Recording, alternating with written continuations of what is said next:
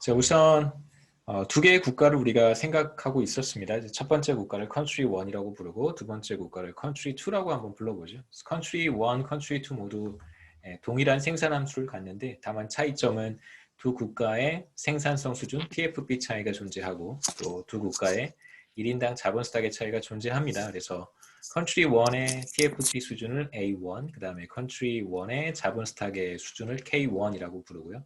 그래서 Country 2의 생산성 수준을 A2, 그 다음에 1인당 자본 스탁의 수준을 이제 K2라고 표현을 했고, 두 국가의 1인당 GDP의 비율은 뭐 나눠서 우리가 표현할 수 있습니다. 지난 시간에 이 두 국가의 소득 GDP의 비율을 로그로 변환하는 걸 살펴봤는데, 여러분 다 아시겠지만 한번 생각해 보면 이제 두 국가의 1인당 GDP의 비율의 자연 로그를 취하면 이제 로그의 y1 마이너스 로그의 y2라고 쓸 수 있어요. 그래서 두 국가의 소득 비율의 자연 로그 값은 그냥 우리가 편의상 소득 격차라고 불러도 괜찮습니다. 그러니까 컨트리 1의 GDP의 로그 값 마이너스 컨트리 2 1인당 GDP의 로그 값이니까 그냥 이것을 우리가 소득 격차라고 부르기도 합니다. 그래서 두 국가의 소득 격차는 이제 생산성 차이에 의해서 나타날 수 있고 그 다음에 1인당 자본 스탁의 차이에 의해서 나타날 수도 있습니다. 두 개의 컴포넌트로 우리가 구분한 것이죠. 그래서 로그를 취하면 여기서 또 장점이 하나 있는데 사실상 곱셈으로 되어 있는 것을 이제 덧셈과 덧셈으로 구분할 수 있으니까 이 전체 차이 중에서 과연 생산성 차이라고 하는 것이 얼마만큼 되고 그 다음에 자본 스탁의 차이가 얼마만큼 소득 격차를 설명하는가 이걸 전체를 100%, 100이라고 생각해 본다면 이제 우리가 이게 60대 40인지 뭐 이렇게 얘기해 볼 수 있다는 뜻입니다.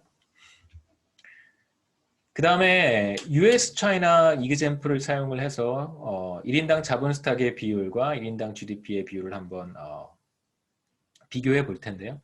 여기서 우리가 하고 싶은 것은 두 국가의 1인당 GDP의 차이가 과연 얼마만큼 1인당 자본 스탁의 차이에 의해서 설명이 되는가를 한번 확인해 보는 것입니다. 앞서 지난 시간에 봤던 2017년 데이터고요. 펜 월드 테이블에서 제가 가지고 왔습니다. 2017년에 US의 1인당 자본 스탁은 17만 3천 달러, 그 다음에 차이나는 6만 7천 달러 정도 되고요. 그래서 두 국가의 1인당 자본 스탁의 비율은 그래서 이 값은 이제 컨트리 1이 US고 컨트리 2가 차이나라고 하면 로그에 K1 나누기 K2가 되겠죠. 그래서 두 값의 죄송합니다. 두 값의 비율이고요. 첫 번째는 K1 나누기 K2, 그 다음에 두 번째 값이 여기에 자연 로그를 취한 거예요.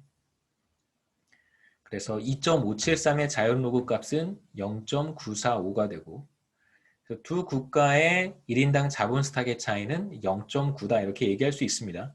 그 다음에 1인당 GDP는 US가 5만 한 5천 달러, 그 다음에 차이나는 14,000달러 정도 되고 그래서 1인당 GDP가 US가 차이나의 4배 정도 됩니다. 여기에 이제 자연 로그를 취하면 1.4 정도가 돼요. 그래서 이제 우리가 두 국가의 생산함수의 비율로부터 1인당 GDP의 비율은 생산성 차이와 1인당 자본 스탁의 차이에 의해서 결정이 된다는 걸 봤습니다. 그래서 얼마만큼이 생산성 차이에서 비롯되었고 얼마만큼이 1인당 자본 스탁의 차이에서 비롯되었는가를 비교해 보고 싶은데 1인당 GDP의 차이는 1.4 정도 된다는 걸 우리가 확인을 했습니다. 그 다음에 1인당 자본 스탁, 요 값이 0.945고, 그 다음에 이제 우리는 3분의 1까지 포함을 해서, 이걸 이제 1인당 자본 스탁의 차이다라고 부르겠다고 이야기를 했습니다. 그래서 1인당 자본 스탁의 차이는 사실 엄밀히 말하면, 요거겠죠. 그렇죠? 요게 1인당 자본 스탁의 차이인데, 우리는 3분의 1까지 포함해서 이걸 1인당 자본 스탁의 차이라고 부르겠다고 했습니다. 그래서 두 국가의 1인당 자본 스탁의 차이 3분의 1을 빼고 계산했을 때 0.945니까 3분의 1을 곱해주면 대략 한 0.31 정도 되겠죠. 그렇죠? 그래서 계산해 보면 소득 격차는 1.3, 그 다음에 자본 스탁의 차이는 0.3 정도 됩니다. 그러니까 사실 펜 월드 테이블이라고 하는 데이터에는 두 국가의 생산성 수준도 우리가 비교해 볼 수 있어요. 근데 이제 뭐 우리가 한번 어차피 펜월드 테이블이라고 하는 데이터에서도 생산성이라고 하는 것을 이제 이런 방식으로 비슷하게 계산을 하기 때문에 큰 차이는 없습니다. 그래서 우리가 두 국가의 생산성의 차이를 이제 거꾸로 계산할 수 있겠죠. 나머지 일 테니까요. 1인당 자본 스탁의 차이에 의해서 설명되지 않는 나머지 예를 들면 한 1.1 정도 되는 1.1 정확히 계산해보면 1.085가 됩니다. 그래서 두 국가의 1인당 GDP의 차이는 로그 값으로 1.4, 그 중에 0.315는 자본 스탁의 차이에 의해서 만들어지는 것이고 나머지 1.085만큼은 생산성 차이에 의해서 만들어지는 것이다 라고 우리가 얘기할 수 있습니다.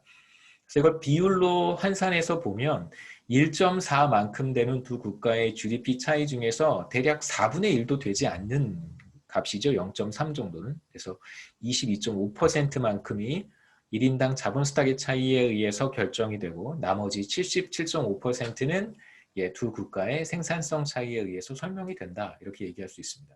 그래서 US, 차이나의 이그젬플에서 우리가 확인할 수 있는 것은 두 국가의 소득 격차를 결정하는 데 있어서 더 중요한 요소라고 하는 것은 생산성의 차이다라고 우리가 잠정적으로 결론을 내릴 수 있겠죠. 그 다음에 이걸 조금 더 확대해서 생각해 본다면 세계에서 가장 소득 수준이 높은 5개 국가와 가장 소득 수준이 낮은 5개 국가 사이에서도 이러한 관계가 나타날까? 한번 생각해 보겠습니다. 2017년 같은 데이터 펜월드 테이블에서 제가 카타르, 노르웨이, 아랍에미레이트, 아일랜드, 브루나이는 이제 말레이시아 옆에 있는 싱가포르, 말레이시아 옆에 있는 아시아 국가죠. 그 산유국입니다. 기름 원유 생산량이 굉장히 높은 국가여서 1인당 소득 수준도 높고요. 굉장히 그 국토 면적도 작고 인구도 작은 국가예요. 그 다음에 가장 소득 수준이 낮은 5개 국가, 센트럴 아프리칸 리퍼블릭, 중앙아프리카 공화국, 그 다음에 부룬디, DR 콩고, 콩고 민주공화국이라고 부르죠. 그 다음에 라이베리아, 니제르 이런 두 국가는 이제 웨스트 아프리카에 있는 국가죠, 그렇죠? DR 콩고는 이제 중서부 아프리카 국가고, 라이베리아, 그 다음에 니제르는 이제 웨스트 아프리카에 있는 국가입니다. 5개 국가의 이제 평균적인 소득 수준, 가장 부유한 5개 국가의 평균적인 소득 수준을 이제 계산해 볼 수 있는데, 가장 부유한 5개국이라고 그냥 부르겠습니다. 가장 부유한 5개국의 평균 1인당 GDP는 31만 5천 달러, 어마어마하죠. 31만 5천 달러고, 가장 빈곤, 1인당 자본 스탁이요? 죄송합니다. 가장 빈곤한 5개 국가의 1인당 자본 스탁은 이제 3천 달러가 좀 되지 않습니다. 대충 100배가 넘는 차이가 나고요. 105배 정도. 두 값의 비율을 계산해 보면 105.3. 그 다음에 가장 부유한 5개 국가의 1인당 GDP는 8만 8,800달러 정도. 그 다음에 가장 빈곤한 5개 국가는 이제 807달러 정도. 이것도 한 100배 이상 차이가 나죠. 110배 정도 차이가 납니다. 그 다음에 이제 여기에 자연로그를 취하면 4.66이고 1인당 GDP에 자연로그를 취하면 4.7일 거예요. 그래서 이제 1인당 GDP의 차이가 로그 값으로 4.7 정도 나타나는데 자본 스탁의 차이에 의해서 설명되는 부분은 얼마만큼인가? 이제 여기에 자본의 기여도 캐피탈 쉐어 3분의 1을 곱하면 이제 1.55가 되고요. 전체 소득 수준의 차이 두 그룹의 국가의 1인당 GDP의 차이 4.70 가운데 1.55는 대략 3분의 1 정도가 되고 나머지는 이제 거꾸로 계산하면 되겠죠. 4.7에서 1.55를 빼면 1인당 자본 스탁의 차이에 의해서 설명되지 않는 나머지 요인들을 다 우리가 뭉뚱그릴 수 있다면 그거 우리가 생산성의 차이라고 부르기로 했고요. 생산성의 차이가 3.15 정도 됩니다. 대충 비율로 따져보면 1인당 GDP의 차이 가운데 한 3분의 1 정도는 자본 스탁의 차이에 의해서 설명이 되고 이제 나머지 3분의 2만큼은 생산성의 차이에 의해서 설명이 된다 이렇게 얘기할 수 있습니다. 여기서 우리가 생각해 볼 수 있는 이제 한 가지 중요한 포인트는 뭐냐면 가장 빈곤한 5개 국가의 자본 스탁이 물론 가장 부유한 5개 국가의 한 100분의 1 정도밖에 되지 않잖아요. 여기는 한 3천 달러 수준이고 가장 부유한 5개 국가는 뭐 30만 달러가 넘으니까 100배 정도 차이가 납니다. 자, 만일 우리가 가장 빈곤한 5개 국가의 자본 스탁을 막 확충해 준다면 뭐 도로도 건설하고 뭐 공장도 짓고 이런 식으로 자본 스탁을 엄청나게 많이 확충을 해서 가장 빈곤한 5개 국가의 1인당 자본 스탁이 가장 부유한 5개 국가의 1인당 자본 스탁 수준이 되었다라고 한번 해보죠. 그러면 어떤 일이 벌어질까? 그렇다고 하더라도 여전히 가장 부유한 5개 국가와 가장 빈곤한 5개 국가 사이의 소득 격차의 3분의 2만큼은 사실상 여전히 존재하는 거예요. 이만큼의 격차는 우리가 해소할 수 없습니다. 그러니까 실제로 자본 스탁의 차이가 어마어마하게 발생해요. 그래서 이걸 격차를 좁힌다고 하더라도 자본 스탁이 GDP에 기여하는 정도는 자본의 한계 생산이 체감하기 때문에 어느 수준 이상 자본 스탁을 늘려주면 추가로 자본 스탁을 더 늘린다고 하더라도 GDP가 늘어나는 정도는 이제 점점 미미해지겠죠. 그러한 영향 때문에 사실 자본 스탁에 의해서 설명되는 1인당 GDP의 차이는 뭐 아무리 커봐야 한 3분의 1 혹은 50% 정도가 채 되지 않습니다. 사실상 굉장히 중요한 요소가 물론 자본 스탁의 차이도 중요하죠. 3분의 1 정도를 설명할 수 있으니까. 하지만 둘 중에 뭐가 더 상대적 중요성을 우리가 얘기해 본다면 이제 생산성의 차이라고 할 수 있습니다. 자, 그렇다면 우리의 질문은 지난 시간에 어떤 학생이 저한테 이제 질문을 하셨는데 제가 확인을 못했었습니다. 생산성의 차이는 왜 나타나는가 질문을 하셨어요. 이제 오늘 얘기할 내용입니다. 대체로 뭐 인적 자본에서 차이가 나기 때문에 발생할 수도 있고 기술 수준의 차이로 인해서 나타날 수도 있고 그다음에 이제 제도의 품질의 차이로 인해서 얼마나 좋은 제도를 갖고 있는가 그렇지 못한가에 따라서 이제 생산성의 차이가 나타날 수 있습니다. 네 번째는 이제 자원 배분의 비효율성과 관련된 이야기인데요. 첫 번째 인적 자본부터 우리가 생각해 보겠습니다. 우리가 캐피탈에 대한 이야기를 사실 했었는데 자본, 우리가 지금까지 얘기했던 캐피탈이라고 하는 것은 피지컬 캐피탈을 의미하는 거예요. 뭐 실물 자본이라든가 혹은 물적 자본이라든가 그래서 우리가 그냥 K라고 표현했던 것이 바로 피지컬 캐피탈인데 보통 이제 저는 그냥 자본 스탁이라고 부릅니다. 이제 이거에 대응되는 개념으로 휴먼 캐피탈이라는 개념을 한 60년대 그때 이제 그 휴먼 캐피탈을 굉장히 깊이 있게 연구했던 게리 베커라고 하는 시카고 대학의 경제학자가 나중에 노벨상도 받았습니다. 이제 그분이 만들어낸 개념은 아니겠죠, 그렇죠?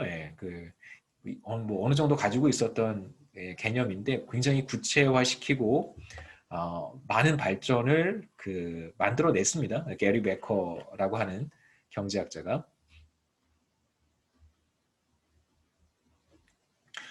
인적 자본이라고 하는 것은요, 뭐 기술이라든가, 그러니까 기술이라고 하는 게 사람이 체화할 수 있는, 내가 익히는 사람들이 습득하는 그런 기술을 의미하는 거예요.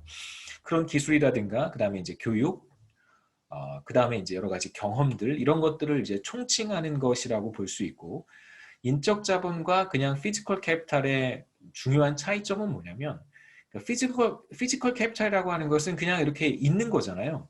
그냥 어떤 사물이에요. 이퀴먼트라든가 혹은 뭐 스트럭처와 같은 건물이라든가 뭐 컴퓨터라든가 이런 것들을 다 우리가 그냥 피지컬 캐피탈이라고 부릅니다.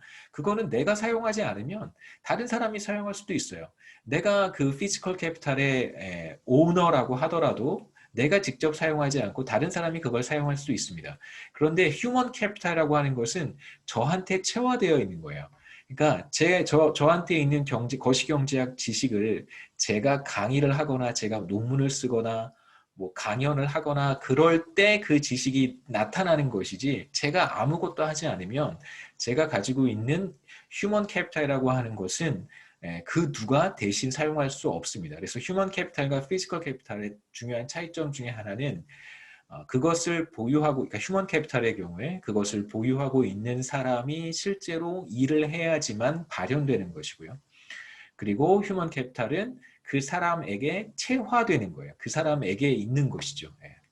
그런 측면에서 피지컬 캐피탈과 구분해서 생각해 볼 필요가 있습니다. 그 다음에 이제 휴먼 캡처라고 하는 것을 교육이라고 우리가 국한해서 생각을 많이 해요. 왜냐하면 사람들이 습득한 어떤 기술이라든가 뭐 나만이 알고 있는 여러 가지 레시피라든가 뭐 요리하는 사람들과 셰프 같은 경우에 자기만 아는 어떤 레시피 같은 것들이 있겠죠. 물론 다른 사람과 공유할 수도 있겠습니다만. 그 다음에 어떤 뭐 경험이라든가 이런 것들은 그 수치로 정량화할 수가 없어요. 그러니까 어떤 셰프가 가지고 있는 요리 실력과 또 다른 셰프가 가지고 있는 요리 실력을 어떻게 우리가 정량화해서 저 사람은 10만큼, 이 사람은 8만큼 이렇게 사실 비교하기가 어렵단 말이에요. 그래서 휴먼 캐피탈이라고 하는 것을 비교하는 가장 좋은 방법은 교육 수준입니다. 그래서 우리는 지금 이제 국가 단위에서의 인적 자본 수준을 비교하고 싶은 거잖아요. 조금 전까지 GDP와 1인당 자본 스탁의 수준을 사실 국가별로 비교했던 것처럼 국가별로 그 국가의 평균적인 국민이 얼마만큼의 기술을 갖고 있는가, 얼마만큼의 경험을 가지고 있는가, 이거를 국가 간 비교하는 것은 사실 불가능합니다. 그렇기 때문에 전통적으로 많이 활용하는 방법은 객관적 비교가 그러니까 수치화해서 객관적으로 비교하기가 용이한 이제 지표가 바로 교육 수준이니까요. 그래서 교육 연수로 환산을 해서 휴먼 캐피탈이라고 부르고, 대체로 휴먼 캐피탈은 굉장히 광범위한 개념이지만 비교 가능한 지표들을 우리가 뽑아서, 예를 들면 교육 수준, 그래서 그것만 가지고도 우리가 그냥 휴먼 캐피탈이라고 부르기도 합니다. 그래서 교육 연수 같은 것으로 우리가 인적 자본의 규모를 측정을 합니다. 뭐 한 국가 내에서도 교육 수준이 굉장히 다르죠. 교육을 많이 받은 사람도 있고 상대적으로 적게 받은 사람이 있는데, 이제 우리는 평균적인 평균값에 관심이 있으니까, 그래서 한 국가의 평균적인 국민이 몇 년 정도의 교육을 받는가, 그래서 average years of schooling이 평균 교육 연수가 이제 우리가 관심을 갖는 인적 자본 지표라고 할 수 있어요. 그 다음에 이제 교육 수준이 높은 것과 낮은 것 사이에 어떤 관계가 있는지, 뭐 교육 수준이 높으면 인적 자본을 얼마나 많이 가지고 있다라고 보는 것인지, 단순히 뭐 16년 교육받은 평균적인 국민이 16년 교육받은 그런 국가와 평균적인 국민이 뭐 10년 정도 교육받은 그런 국가를 16과 10으로 비교할 것인지, 이런 퀘스천을 우리가 한번 가져볼 수 있는데, 여기에서는 우리가 교육 수준의 차이를 어떻게 반영을 하냐면요. 보통 대학 교육을 1년 더 받으면 평생 소득이, 그 사람의 소득이 대략 7% 상승한다라고 하는 이제 연구 결과들이 있습니다. 대체로 이 값에서 크게 차이가 나지 않는데요. 그래서 대학 교육을 1년 더 받으면 7% 소득이 증가하니까, 만약에 4년 교육을 받은 사람과 대학 교육을 전혀 받지 않고 이제 고등학교까지 졸업한 사람의 소득을 비교해 본다면 대략 28% 정도 차이가 나겠죠. 이렇게 계산하는 겁니다. 1.07 곱하기 1.07 곱하기 1.07, 4년 대학 1.07 이렇게 곱하면 1.07의 4승이잖아요. 이렇게 계산을 하면 대략 이 값이 1.28 정도 돼요. 대략 정확한 값은 아닙니다만. 그래서 우리가 이렇게 계산을 해도 괜찮고, 그냥 7%의 4년 교육받는 거니까 이렇게 해서 28%라고 계산을 해도 오차가 조금 있지만 큰 차이는 없습니다. 그래서 대학 교육을 받은 경우와 그렇지 않은 경우 이제 소득 격차가 한 28% 정도 차이가 난다. 그 다음에 이제 우리가 하나 생각해 볼 수 있는 것은 사람들의 소득이랑 1인당 GDP가 이제 비례하지 않겠어요. 그렇죠? 그래서 어떤 국가는 A 국가와 컨트리 국가 A와 대한민국을 한번 비교해서 생각해 보려고 하는데, 실제로 대한민국의 평균 교육 연수는 한 14년 정도 돼요. 그래서 평균적인 대한민국, 요즘은 다 대학 교육을 받지만 뭐 저희 때만 해도 한 저희 나이 또래 혹은 이제 저보다 나이가 조금 많은 사람들 보면 한 대학 그 경쟁률이 뭐죠? 4대 1 정도 되나요? 4대 1? 저희 선배들은 조금 더 높았고 4명 중에 1명 정도가 대학에 입학할 수 있었습니다. 대학에 입학 정원보다 이제 지원자가 4배 정도 많은 경우라고 할 수 있죠. 그래서 뭐 나이가 조금 있는 분들을 우리가 생각해 보면 여러분 세대와는 굉장히 다르게 대학 교육을 많이 받은 사람들이 그렇게 많지는 않습니다. 그래서 전체 국민의 평균을 생각해 본다면 한 14년 정도. 그래서 전문대학 대학교 2년 정도의 교육 수준이 이제 평균 교육 연수라고 할 수 있고, 계속해서 조금씩 늘어나요. 이거 2010년 기준인가요? 2000년인가 2010년 기준이기 때문에 지금 다시 계산해 보면 이거보다 조금 더 높습니다. 한 13점 몇 년으로 제가 기억한 15년 가까이 돼요. 네, 15년쯤 되는 걸로 제가 알고 있습니다. 최근엔.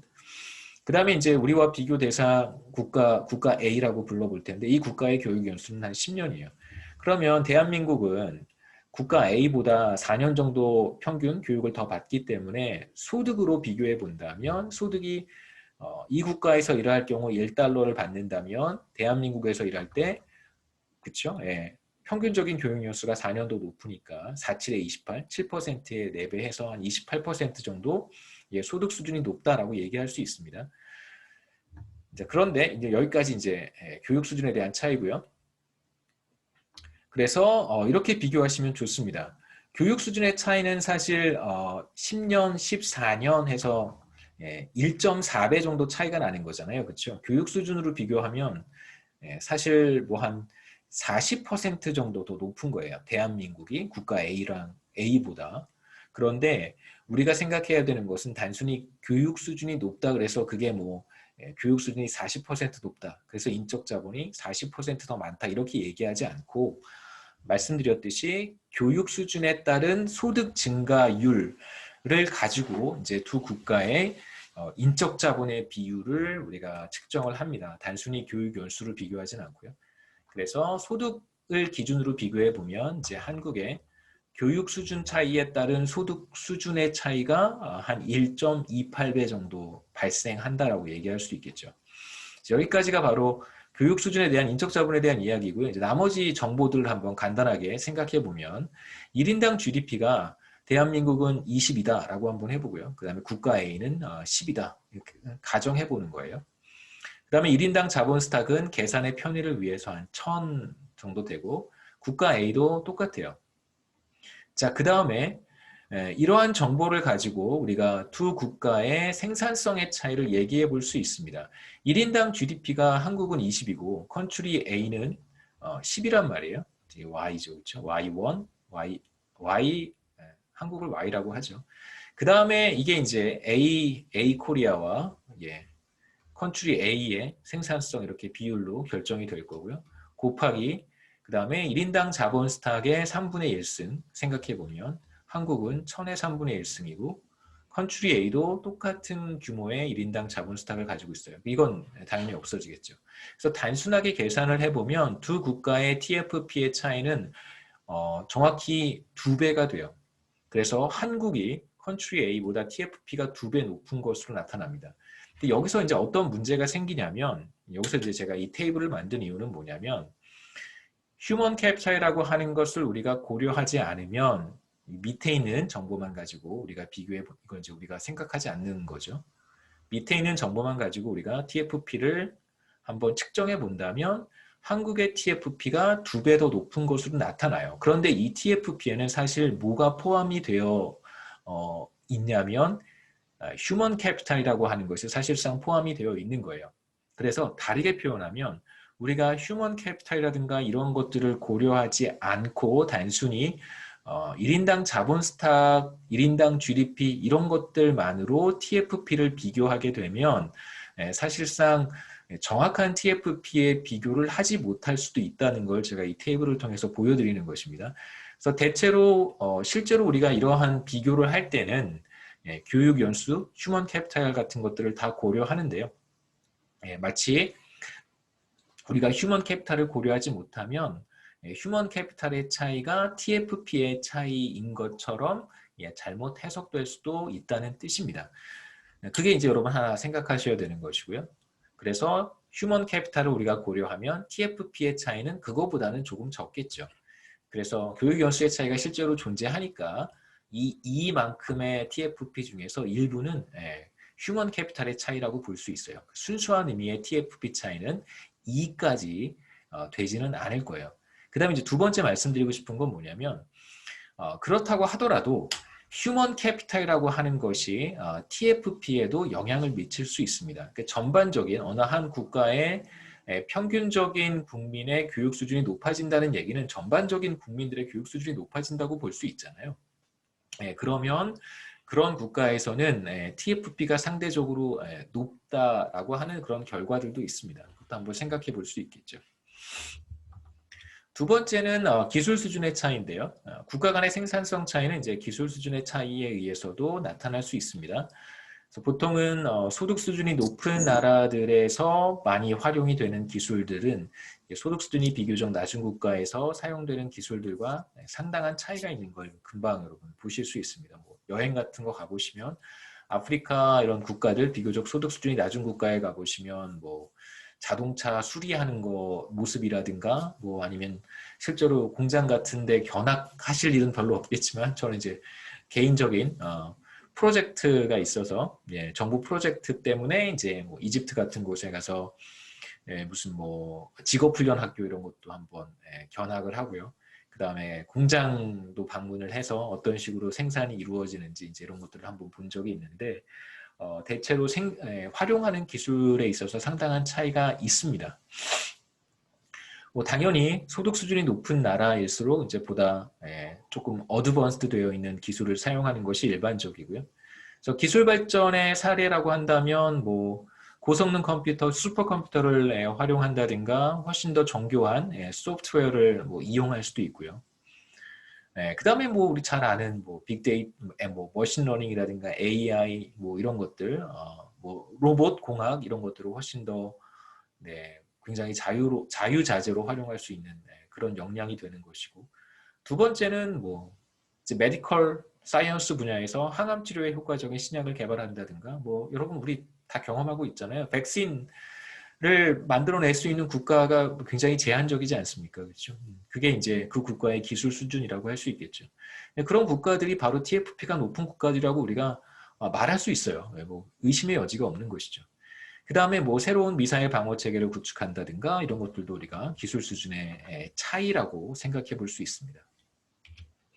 세 번째는 제도의 차이로 인해서 TFP 차이가 나타날 수 있는데 우리가 지금 계속해서 얘기하고 있는 것은 뭐냐면 자본을 더 많이 축적하고 그게 뭐 피지컬 캐피탈이든 휴먼 캐피탈이든 그 다음에 이제 뭐 기술 발전을 통해서 뭐 TFP를 높이면 그러면 1인당 GDP가 높아진다라는 거잖아요. 그렇죠? 자본을 축적하고 새로운 기술을 개발하거나 도입하면 뭐 지구상에 있는 모든 국가의 소득 수준이 높아질 거예요. 그렇지만 문제는 뭐냐면 여전히 이런 일들이 그렇게 쉽게 일어나지는 않는다는 거예요.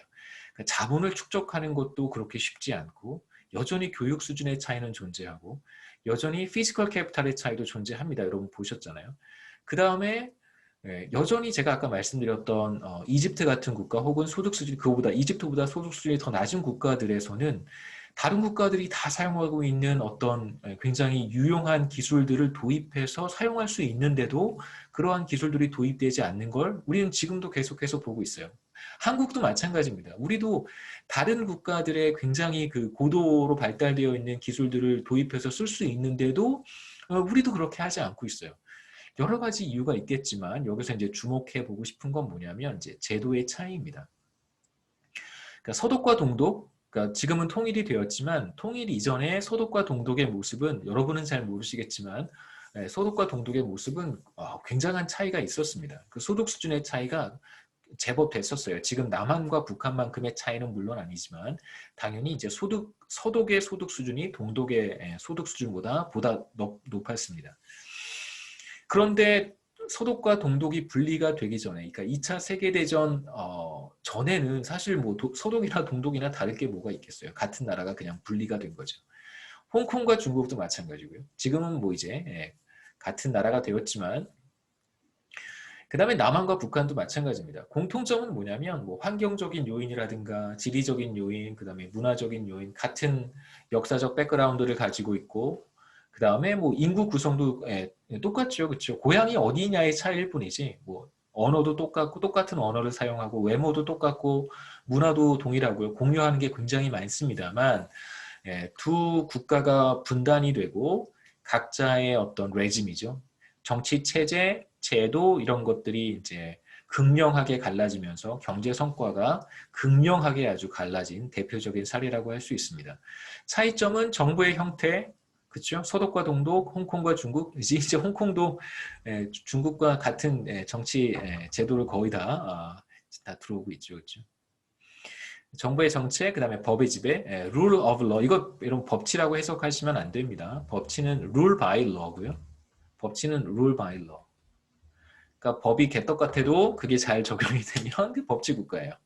북한, 뭐 법대로 움직이면 법치 국가죠, 그렇죠? 근데 그 법이 이상해서 그런 거예요. 김정은의 말이 법이면 김정은의 말이 실행이 되는 국가는 당연히 법치 국가고요. 그래서 문제는 그 법의 어떤 퀄러티의 문제인 것이죠, 그렇죠? 뭐 프랑스 혁명이라든가 우리 영국의 글로리어스 레볼루션, 명예혁명이라든가 혹은 이제 미국의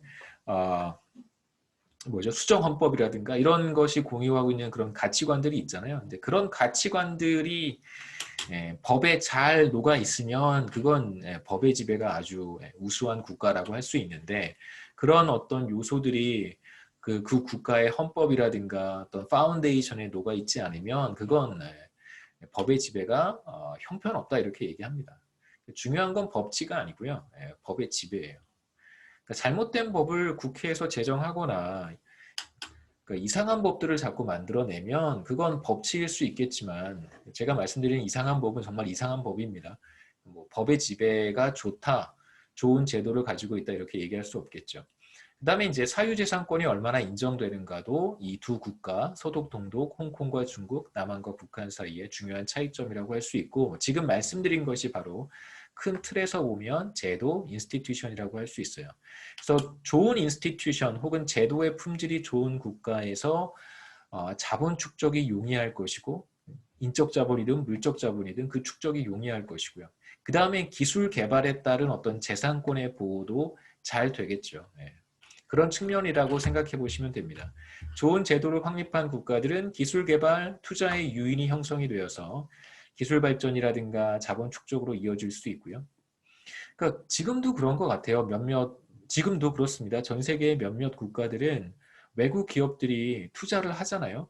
자국에 국내에 투자를 하고 이제 이익을 회수하려고 하면 그게 이익을 회수하는 것이 불가능한 국가들이 아직도 전 세계에 존재합니다. 그러면 외국의 투자가 그렇게 쉽게 이루어지지 않겠죠. 보통 그러한 국가들은 국내의 기업 투자도 제대로 되지 않는 경우가 많아요. 반대로 부패라든가 배임, 횡령, 착취, 몰수 이런 것들이 만연해 있는 국가들에서는 다시 말하면 제도의 품질이 나쁜 국가라고 할 수 있겠죠. 기술 개발과 투자의 유인이 형성되기 어렵고 그로 인해서 기술 발전 혹은 자본 축적도 A도 늘어나기 어렵고 K도 늘어나기 어렵고 훨씬 더 펀더멘탈한 이야기라고 할 수 있습니다. 그 다음에 자원 배분의 비효율성과 관련된 이야기인데 이것도 이제 휴먼 캐피탈과 비슷하게 생각하시면 돼요. 우리가 휴먼 캐피탈을 제대로 고려하지 못하면 마치 꼭 TFP가 떨어지는 것처럼 해석할 수 있다라고 말씀을 드렸는데 마찬가지로 자원 배분의 비효율성으로 인해서 실제로 TFP가 낮은 것은 아닌데 자원 배분의 비효율성으로 인해서 TFP가 떨어지는 것처럼 보일 수도 있습니다. 뭐 좀 헷갈리실 수 있는데요. 한번 보시죠. 어떤 국가에는 두 개의 IT 기업이 있습니다. 기업 1과 기업 2인데 기업 1은 이제 벤처 기업이고요. 그래서 기업의 규모가 비교적 이렇게 크지 않다고 생각해 볼 수 있습니다. 나이가 젊은 거죠. 젊은 기업이고. 그 다음에 이제 기업 2는 대기업이에요. 그래서 굉장히 뭐 역사가 있는 그런 기업이라고 할 수 있습니다. 근데 기업 1은 정경유착 기업이 아니에요. 다시 말하면 뭐 정치인들이라든가 혹은 뭐 유력한 뭐랄까요 뭐 하여튼 뭐 그런 공무원들과의 어떤 연결고리 이런 것들이 그렇게 강하지 못한 그런 기업이라고 할 수 있고 반면에 기업 2는 정치인들과 혹은 대통령, 정치인, 그 다음에 뭐 공무원들과 비교적 끈끈한 유대관계를 가지고 있는 기업이라고 한번 가정해 보겠습니다.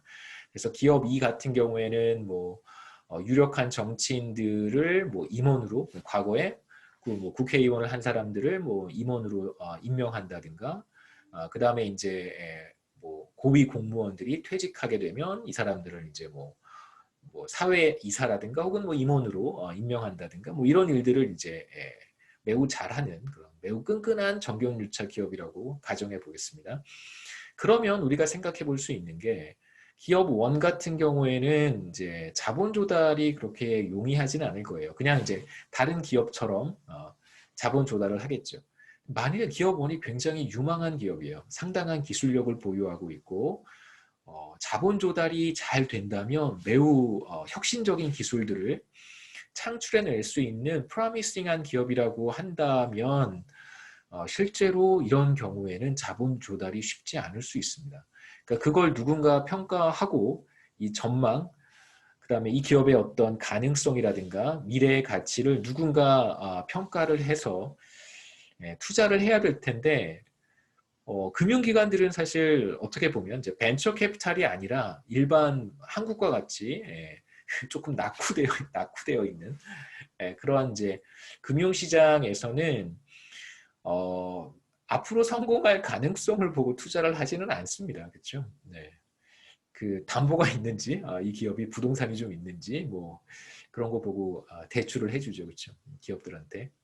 한국은 이제 벤처 캐피탈 마켓이 별로 이렇게 발달해 있지 못한 상황이기 때문에 그래서 자본 조달이 쉽지 않아요. 반면에 기업 2는 말씀드렸듯이 정치인들도 많이 알고 있고 청와대에 아는 사람도 많고 이런 기업이라면 그러면 이제 자본 조달이 용이할 거예요. 전화 한 통화만 해주면 금융위원회 금융위원장이라든가 금감원장이라든가 이런 사람하고 친해요. 예를 들면 사장이 CEO가 그럼 뭐 부탁하면 뭐 전화 한 통화, 요즘은 전화 한 통화 막 하면 안 되죠, 그렇죠? 네, 그러면 안 됩니다. 하지만 기업 2의 CEO가 이런 배경을 가지고 있는 사람이라는 것을 금융기관 종사자들이 모를 리가 없어요. 그런 건 아주 기가 막히게 잘 알고 있습니다. 그렇기 때문에 자본 조달이 상대적으로 쉬울 거예요. 그 다음에 다른 특징을 한번, 제가 만들어낸 그냥 가상의 이그젠플입니다. 여러분 재밌으라고. 기업 2의 견제를 받고 있겠죠. 당연히 이제 시장에서의 영향력이 당연히 기업 2가 크지만 기업 1이 점점 이렇게 규모가 커지거나 그런다면 이제 마켓 쉐어가 떨어질 테니까 기업 2 입장에서는 이제 견제를 받고 있는 상황이라고 할 수 있습니다. 우리가 생각해 보고 싶은 것은 기업 1은 필요한 수준보다 적은 자본을 투입할 수밖에 없을 것이고요. 반대로 기업 2는 필요한 수준보다 많은 자본, 많은 노동 이런 것들을 투입하고 있을 거예요. 말씀드렸듯이 전관계 뭐 보이지 않는 로비도 해야 될 것이고 그 다음에 뭐 전직 국회의원이라든가 뭐 청와대에 있었던 분들이라든가 고위 공무원들 퇴직하시면 임원으로 모셔야 되기 때문에 불필요하게 회의에 참여하지 않는 임원들의 숫자도 굉장히 많겠죠. 예전에 한번 그런 일이 있었습니다. 제가 이제 어느 그 기업 연구소에서 일을 하고 있었는데요. 그때 갑자기 이제 뭐 새로 임원이 한 분 뭐 오셨다는 거예요. 그래서 뭐야 하고 이렇게 봤더니 그 구체적인 얘기는 하지 않겠습니다. 이게 뭐 그렇게 자랑할 만한 얘기는 아니고 그 전직 공무원이에요. 고위 관료가 임원으로 이제 왔습니다. 근데 이제 여러분도 아시겠지만 고위 관료들은 퇴직 후에 동종 업계, 그러니까 이해관계가 얽혀 있는 그런 이제 곳에 취업을 할 수 없게 되어 있거든요. 근데 이제 그분이 그게 어려우니까 이제 제가 있었던 연구소로 오신 거예요. 근데 그분이 하시는 일이 뭐겠어요? 그냥 뭐 당분간은 일단 그 커리어 세탁을 해야 되잖아요. 동종업계에 종사하면 안 되는 그런 규정이 있으니까 그 규정에 이제 저촉받지 않기 위해서 잠시 이제 세탁을 하는 것이죠. 그럼 이제 회의에 참여하지 않는 임원이 되는 거예요. 그러니까 뭐 연구소든 뭐 어떤 기관이든 간에 이제 기관의 운영을 위해서는 이제 임원들이 회의를 하는데 혹은 뭐 그 경영진이겠죠, 그렇죠? 그런 사람들이 기업 2와 같은 기업에는 사실 많이 있다고 볼 수 있습니다. 그래서 우리가 생각해 보고 싶은 것은 이런 기업, 벤처 기업 같은 경우에 자본의 한계 생산이 기업 2의 자본의 한계 생산보다 크다고 볼 수 있습니다. 그러니까 무슨 뜻이냐면 기업 2는 굉장히 많은 자본이 투입되고 있으니까 상대적으로 자본의 한계 생산이 낮을 것이고요. 기업 1은 필요한 만큼 자본이 투입되고 있지 못하니까 자본의 한계 생산이 상대적으로 클 거예요. 이건 뭘 뜻하냐면 기업 2에 들어간 자본을 뭐 예를 들면 1억 원 뽑아서 기업 1에다 넣어주면 기업 2에서의 자본의 한계 생산은 그만큼 줄어들겠죠. 자본이 투입되었던 자본이 빠져나가면 그만큼 생산량은 줄어들 거예요. 그런데 기업 2에서 줄어드는 생산량이 기업 1에서 늘어나는 생산량보다는 적은 거예요. 그러니까 조금 잃어버리고 기업 1에서 많이 얻을 수 있다는 뜻이죠. 그래서 기업 1에서의 자본의 한계 생산이 기업 2에서의 자본의 한계 생산보다 크다는 얘기는 자본을 이렇게 한 단위 옮겨주면 여기서는 아주 조금 잃어버리고 로스는 조금이고요. 게인은 더 많은 것이죠.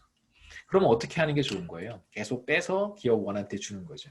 금융시장이 굉장히 효율적이라면 그 다음에 이제 이런 어떤 끈끈한 관계가 존재하지 않았었다면 그렇다면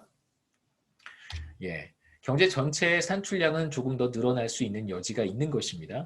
그래서 간단하게 수식으로 제가 바꿔봤는데 컨트리 A와 컨트리 B를 한번 생각해 보세요. 마찬가지 상황입니다. 컨트리 A는 앞서 얘기했듯이 정경유착 기업들이 굉장히 많은 국가라고 생각할 수 있고요. 컨트리 B는 그런 국가들이 그런 기업들이 상대적으로 적은 아니면 거의 없는 그런 국가라고 생각해 볼 수 있습니다. 그래서 똑같이 두 국가의 1인당 자본 스탁은 똑같이 1000만큼 있어요. 그런데 아무래도 자본을 비효율적으로 투입하고 있는 그런 국가에서 1인당 GDP가 낮을 수 있겠죠. 뭔가 개선할 수 있는 여지가 있으니까 1인당 GDP가 더 낮다고 볼 수 있습니다. 그래서 제가 의도적으로 여기는 8, 여기는 10이라고 썼어요. 자, 그러면 TFP가 두 국가에서 어떻게 될까? 간단하게 계산할 수 있겠죠. 그렇죠? 1000의 3분의 1승 하면 이게 바로 K의 3분의 1승이 되니까 10이 되고요. 그 다음에 여기도 K의 3분의 1승 계산해 보면 여기도 10이 될 거예요. 그러면 컨트리 A의 경우에는 1인당 GDP가 8이니까 8을 10으로 나눠주면 TFP가 0.8이 되고 여기는 산출량이 10이고 K의 3분의 1승도 10이니까 TFP는 1이 됩니다. 그러니까 사실 두 국가의 1인당 자본 스탁은 동일해요. 그런데 뭐 때문에 두 국가의 1인당 GDP의 차이가 발생하냐면 뭐 정경유착 기업이 많다든가 아니면 자본이라고 하는 것이 굉장히 비효율적으로 배분되고 있는 상태이기 때문에 1인당 GDP가 낮은 거거든요. 개선될 여지가 있는 거예요. 여기는 그럴 여지가 사실 없으니까 효율적인 국가라고 할 수 있습니다. 그런데 실제로 우리가 TFP를 비교해 보면 자원 배분이 비효율적으로 이루어지고 있는 국가에서 TFP가 더 낮다는 걸 확인해 볼 수 있죠. 그래서 TFP를 결정하는 요인이 무엇이냐라고 하면 이렇게 말해도 괜찮아요. 자원 배분이 비효율적으로 이루어지기 때문에 TFP가 떨어진다라고 말을 해도 괜찮고요. 아니면 사실상 정확히 말하면 우리가 TFP라고 하는 것을 생산성이라고 정의를 한다면 사실 생산성이잖아요. 생산성이라고 정의를 한다면 두 국가의 생산성 차이는 사실 없는 거예요. 사실상 어떤 수준의 생산성, 이걸 기술이라고 한다든가 뭐 혹은 등등등 측정 가능한 어떤 생산성이라고 우리가 정의하면 두 국가의 사실상 생산성 차이는 없는 건데 뭐 때문에 생산성 차이가 있는 것처럼 보이냐면 컨트리 A에서 자원 배분이 비효율적으로 이루어져 있기 때문에 그것이 마치 생산성을 떨어뜨리는 것처럼 보인다라고 말을 해도 괜찮습니다. 그래서 제가 지금 두 가지 조금 애매모호한 설명을 드렸는데 정리해서 다시 한번 말씀드리면 첫 번째는 생산성이라고 하는 것을 어떻게 보느냐. 생산성은 그냥 설명되지 않는 모든 것이다 라고 우리가 생각해 본다면 그러니까 지금 1인당 자본 스탁에 의해서 1인당 GDP가 결정이 될 거 아니겠어요? 그 이외의 모든 것들을 우리가 만약에 생산성이라고 부른다면 그렇다면 미스 얼로케이션의 문제로 인해서 생산성이 떨어질 수 있다라고 말을 해도 괜찮고요.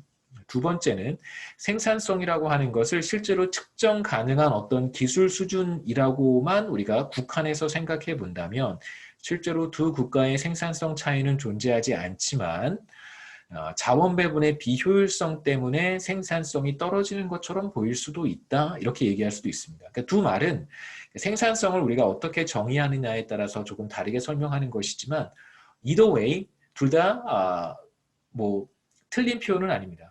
어떻게 표현해도 괜찮습니다.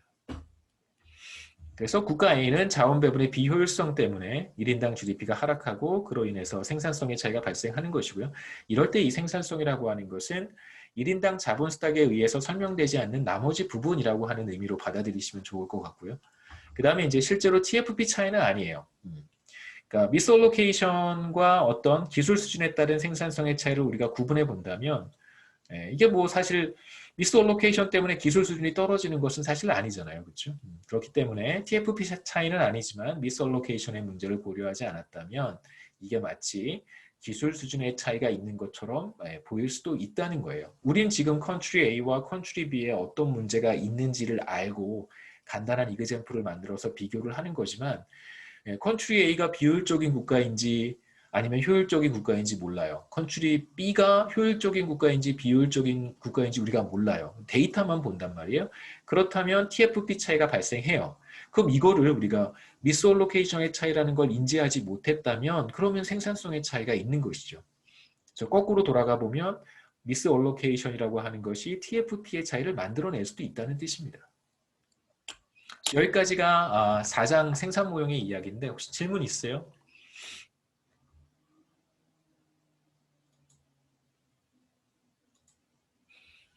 질문 있으시면.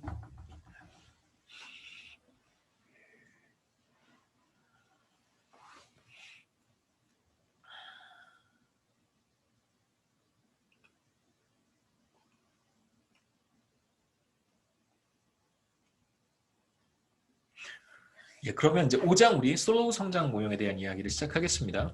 이제 본격적으로 성장 이론에 대한 이야기를 연달아 챕터 5, 챕터 6에서 성장 이론에 대한 이야기 볼 텐데요. 우리가 슬로우 성장 모형을 얘기하기에 앞서서 뭐 대체로 여러분들이 미시경제학을 수강하셨을 거라고 생각을 하는데 보통 미시경제학의 접근 방법은 대체로 이제 합리성이에요. 합리성.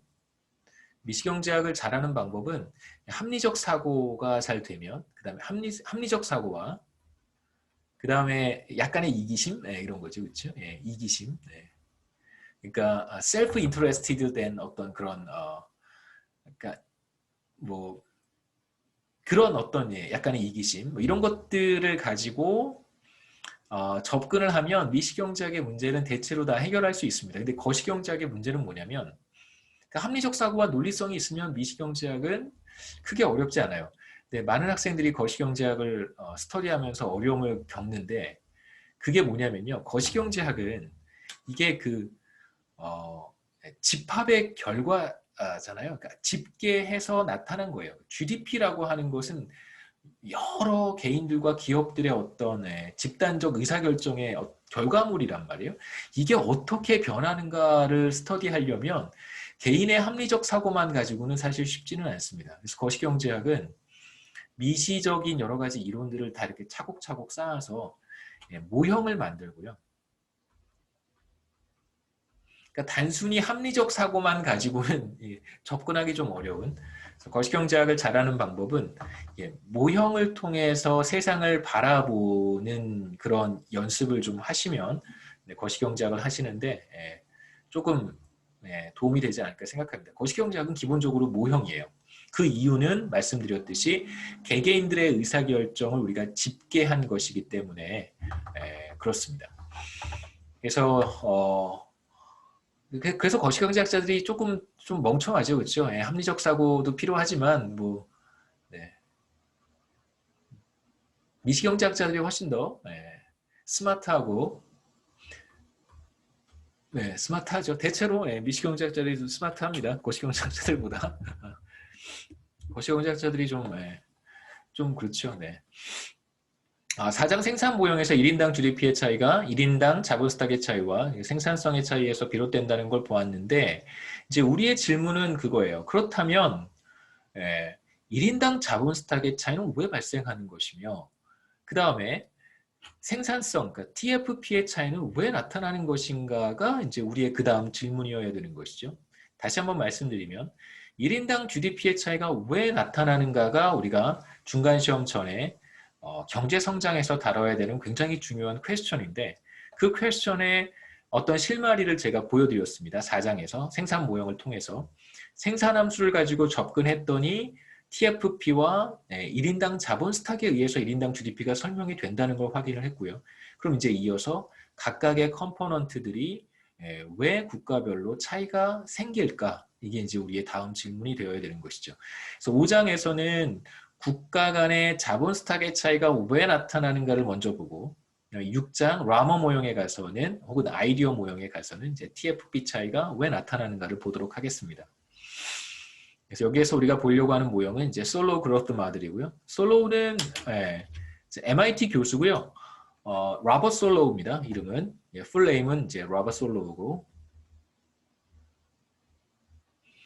이 사람도 이제 솔로우 성장 모형뿐만이 아니라 자기 이름으로 된 모형이 있다는 건 정말 대단한 거죠. 그렇죠? 대단한 업적을 많이 만들어냈습니다. 나중에 또 제가 간단하게 말씀드리겠지만 솔로우 리지듀얼이라고 하는 게 솔로우 잔차 이런 것도 있고요. 되게 많은 일을 했어요. 솔로우 모형도 만들었고 솔로우 잔차 이런 것도 있고요. 뭐 하여튼 몇 가지 업적들이 있습니다. 그래서 노벨상을 받은 경제학자 중에 한 사람이고요. 우리가 여기에서 솔로우 성장 모형에서 간단한 모형을 통해 자본 스탁이 어떤 식으로 변화해가고 국가별로 자본 스탁의 차이가 왜 나타나는지를 볼 텐데요. 그러기 위해서 이제 간단한 모형으로 이야기를 시작해야 됩니다. 마이닝 경제를 한번 생각해 보고 싶은데 여기서 마이닝 경제는 이제 철을 캐내는 광산과 제철소로 이루어진 경제라고 생각하시면 좋겠습니다. 그러니까 앞서 제가 말씀드렸던 뭐 심슨 부부의 오렌지 농장이라든가 뭐 이런 비슷한 맥락에서 생각해 보시면 돼요. 뭐 커피, 자바, 자바 월드라든가 이제 이런 그냥 그런 스토리예요. 다 이제 앞으로 계속 그런 스토리가 계속됩니다. 근데 지금 자바 같은 경우에 여기 적합하지 않아서 제가 약간 사례를 좀 바꿨고요. 마인랜드의 국민들은 이제 광산과 제철소를 이제 모두 소유하고 있습니다. 뭐 한 사람이 다 가지고 있어도 상관은 없는데, 뭐 공동으로 소유하고 있어요. 지분의 차이는 뭐 있을 수 있겠죠. 지분이 높은 사람도 있고 지분이 낮은 사람도 있습니다. 마인랜드의 국민들은 이제 모두 광산에서 일을 하는데요. 뭐 철을 캐내거나 제철소에서 일을 하고 보수 그 대가로 이제 철근을 받아요. 철근이 이제 월급입니다. 그럼 이제 철근을 먹을 수도 있고 뭐 마시고 싶을 때는 녹여서 마셔도 괜찮습니다. 말도 안 되는 얘기지만 지금 여기서 제가 가정하고 싶은 것은 소비하는 소비재와 생산되는 생산재화가 같다는 걸 여러분들께 말씀드리고 싶은 거예요. 그래서 생산에 투입되기도 하고 그 다음에 그걸 직접 먹기도 하고 그래서 노동에 대한 대가로 철근을 받으면 그걸 모두 먹을 필요는 없어요. 소비할 필요는 없습니다. 이제 일부를 모아뒀다가 이제 저축이라든가 투자 행위를 할 수 있어요. 일부를 비축해서 광산에 철로를 놓는다든가 제철소를 증축하는 데 사용할 수 있습니다. 그래서 이건 이제 소비도 할 수 있지만 광산에 철로를 놓거나 뭐 제철소를 증축하는 행위를 우리가 조금 있다가 투자라고 부르도록 하겠습니다. 투자는 여러분 금융상품 구입해서 어떤 리턴, 수익이 있을 거라고 생각되는 금융상품을 구입하는 행위도 우리가 투자라고 얘기를 하잖아요. 근데 실제로 거시경제학에서의 투자는 이런 행위를 투자라고 이야기를 합니다. 우리 컨텍스트에서 당분간 제가 투자라고 하면 여러분 금융상품 투자하는 그런 투자 아닙니다. 주식 사고, 채권 사고, 뭐 ELS 사고 이런 거 아니에요. 그다음에 마인랜드의 모든 국민들은 복제인간하고 똑같이 행동합니다. 그래서 한 사람의 의사결정이나 여러 사람의 의사결정이나 이제 동일해요. 그러니까 굉장히 많은 다수가 존재하지만 다 복제인간과 똑같다고 생각하시면 됩니다. 마인랜드의 모든 국민들의 숫자는 L이고요. 이 사람들이 다 일을 한다. 노동자의 숫자가 국민의 숫자와 같다라고 앞서 우리가 했던 과정과 비슷합니다. 규모 수익 불변 컵 더글러스 생산함수를 이제 우리가 가정할 텐데 캐피탈 쉐어는 3분의 1, 레이버 쉐어는 3분의 2고요. 그래서 규모 수익 불변입니다. 생산되는 뭐 철근이죠. 생산되는 철근은 생산성과 TFP와 그 다음에 생산에 투입된 뭐 철로라든가 혹은 뭐 제철소 공장 이런 것들에 의해서 영향을 받고 그 다음에 얼마나 많은 사람들이 일을 하는가에 의해서도 철근의 생산량이 철의 생산량이 결정이 됩니다. 그래서 A는 TFP, K는 자본 스탁, L은 노동 이렇게 생각하시면 되겠죠. 자, K는 캐피탈 스탁, 예, L은 레이버예요. 기본적으로 마인랜드에 있는 국민들 모두가 다 일을 한다고 가정을 했으니까.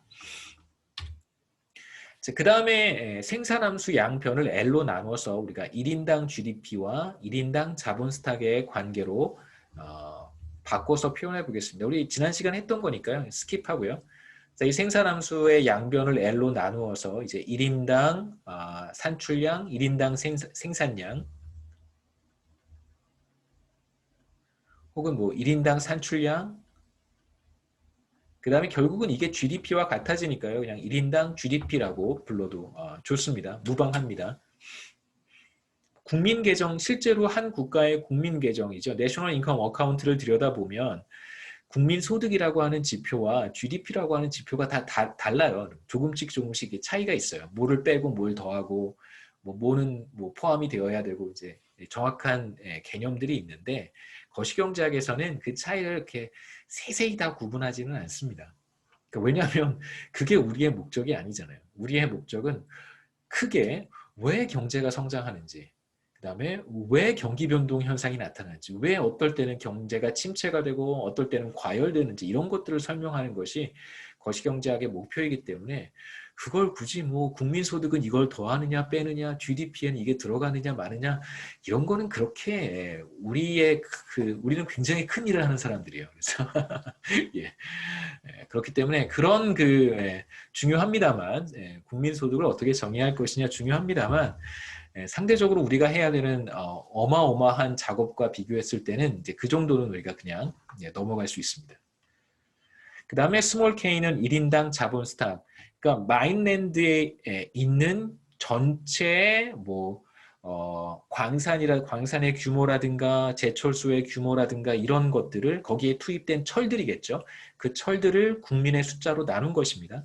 그래서 이걸 1인당 자본 스탁이라고 불러요.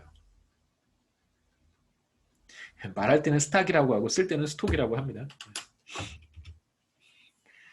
자, 이제 몇 가지 그 경제 전체 상태를 보여줄 수 있는 변수들을 제가 정의를 할 텐데 어느 한 해에 생산된 모든 철근을 이제 Y라고 쓰고요. 이게 바로 GDP입니다. 그 다음에 이제 이 철근은 마인랜드에 있는 국민들이 다 씹어먹거나 녹여서 마시거나 할 수 있겠죠. 소비가 되기도 하고 그 다음에 제철소를 증축하거나 혹은 광산에 철로를 추가로 놓거나 혹은 마모가 되거나 부서진 곳이 있으면 이제 보수도 해야 되겠죠. 그래서 투자가 되거나 그 다음에 정부가 사용할 수도 있고 해외에 철을 수출할 수도 있습니다. 근데 이제 우리는 모형을 가급적 간단하게 만들고 싶기 때문에 폐쇄 경제를 가정할 것이고요. 그러니까 수출도 하지 않고 수입도 하지 않는 그러한 경제를 우리가 closed economy, 폐쇄 경제라고 합니다. 이거에 반대되는 개념은 한국과 같이 수출도 하고 수입도 하는 그러한 경제를 우리가 개방 경제라고 해요. 그래서 오픈 이코노미입니다. 우리는 그렇게 가정하지 않을 거고요. 왜냐하면 수출도 하고 수입도 하면 모형이 너무 복잡해지니까요. 우리는 그렇게까지는 아직 할 필요가 없습니다. 두 번째는 이제 제가 바라는 세상인데 정부가 존재하지 않는 정부가 없습니다. 그래서 세금도 없고 정부가 따로 재분배도 하지 않고 그렇다고 저는 무정부주의자라고 생각하지 마시고요. 저는 정부가 작은 정부를 굉장히 좋아하는 사람입니다. 생산된 모든 철근은 소비가 되거나 이제 투자가 되어야 되는데요. 당연히 이제 우리가 전에 봤던 지출 측면의 GDP를 생각해 보시죠. 생산된 것은 소비되거나 투자하거나 정부가 사용하거나 순수출 이렇게 우리가 표현할 수 있는데 이 둘은 항상 같아야 되겠죠. 생산 측면에서의 GDP와 지출 측면에서의 GDP는 같아야 되는데 정부 없으니까 제로고요. 그 다음에 클로즈드 이코노미를 가정했으니까 이것도 없어요. 그래서 우리는 항상 이러한 식을 만족하게 됩니다. 생산된 것은 민간 부분에서 소비하거나 혹은 투자가 되거나 둘 중에 하나예요. 그 다음에 이제 이걸 등호로 사용하지 않고 거시경제학자들은 이걸 이제 부등호로 이렇게 쓸 때가 있어요. 이제 그거는 뭘 뜻하냐면 자원 제약식을 의미합니다. 일종의 이제 constraint예요. 경제 전체 생산한 것, GDP를 우리가 소득이라고도 부를 수 있었으니까 경제 전체 소득 중에서 죄송합니다. 전체 소비와 전체 투자는 반드시 생산된 것을 초과할 수 없다 이런 뜻이에요. 그렇다 그래서 남기는 일은 없겠죠. 그렇죠? 이렇게 부등호가 성립하는 일은 없을 겁니다. 다만 여기에 같거나 작다라는 기호를 사용하는 이유는 이게 이제 하나의 constraint와 같다는 걸 이제 보여주고 싶어서 이렇게 표현한 것인데 그냥 참고로 알아두시면 되고요. 그 다음에 자원제약식도 이제 똑같이 L로 나누어서 1인당 변수로 표현하고 싶어요. 앞서 우리가 생산함수를 L로 나누어서 이렇게 1인당 변수로 다 표현을 했습니다. 1인당 GDP, 1인당 자본스탁. 마찬가지로 이 자원제약식도 양변을 L로 나누어주면 이제 이걸 1인당 소비라고 해서 스몰 c로 쓰고요. 그 다음에 I 나누기 L도 1인당 투자 스몰 i로 쓰고 이제 y 나누기 l은 우리가 small y라고 쓰기로 했습니다. 그래서 이 식은 뭘 의미하냐면 1인당 GDP는 1인당 소비 더하기 1인당 투자와 같다. 이렇게 얘기할 수 있겠죠. 그래서 두 번째 식은 바로 이거와 같고요. 그 다음에 이제 소비는 어떻게 이루어지고 투자는 어떻게 이루어지는가를 이제 볼 텐데 실제로 경제 전체의 GDP가 있어요. 그러면 거시경제라고 하는 것은 여러 사람들이 각자 의사결정을 하고 나면 그게 이제 어떻게 전체의 소비가 결정이 되고 경제 전체의 총소비라고 하는 것은 저나 여러분이나 뭐 다른 많은 사람들의 소비가 얼마만큼 되었는가 소비를 한 다음에 그 소비를 다 합치면 그게 바로 경제 전체의 총소비가 되는 거란 말이에요. 사람의 의사결정에 개개인의 의사결정에 의해서 경제 전체의 총소비가 결정되게 되어 있습니다만 이제 여기에서는 이제 편의상 소득 중에서 일정 비율을 소비한다라고 우리가 가정하겠습니다. 그 다음에 이제 모든 국민은 복제인간하고 똑같으니까 마인랜드 국민들은요 생산한 철근 중에서 일정 부분만 소비를 하고 나머지 일정 부분은 이제 광산 개발과 제철소 증축에 사용한다고 가정을 하겠습니다. 그래서 생산된 철이죠.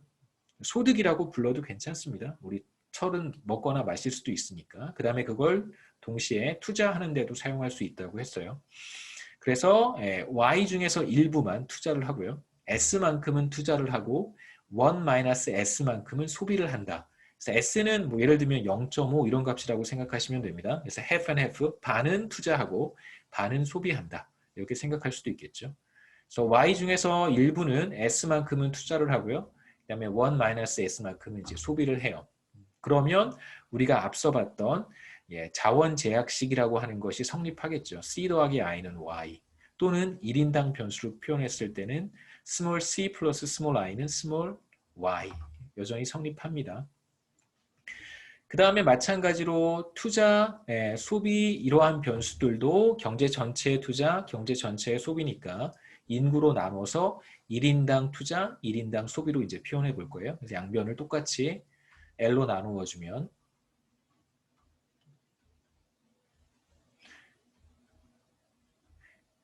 small i라고 쓰기로 했고요. 그 다음에 large y over large l은 small y라고 쓰기로 했습니다. 그 다음에 large c, large l은 small c로 쓰기로 했고 마찬가지로 small y라고 쓰기로 했으니까 1인당 투자는 1인당 GDP의 S만큼 여기서 이제 S를 우리가 뭐라고 부르냐면 투자율 그쵸 1인당 GDP 중에서 1인당 투자가 차지하는 비중이니까 S를 우리가 투자율 혹은 저축률이라고 부릅니다. 그 다음에 이제 1-S만큼 나머지만큼은 소비를 하겠죠. 그래서 1인당 GDP 가운데 일정 비율은 소비를 하고 일정 비율은 투자를 한다라고 생각하시면 됩니다. 그래서 소비는 어떻게 이루어지고 투자는 어떻게 이루어지는지 우리가 이야기를 했고요. 그 다음에 이제 솔로우 성장 모형에서 가장 중요한 이슈가 바로 자본 스탁이 어떻게 결정이 되는가라는 거예요. 자본 스탁은 어떻게 결정이 되는가? 예, 여기까지 하면 좋을 것 같습니다. 매번 시간을 딱 맞춰서 끝내는 것보다 조금 여유 있게 끝내는 걸 학생들이 좋아하는 것 같더라고요. 네, 혹시 여기까지 하고 혹시 질문 있으시면 네, 질문하시고요.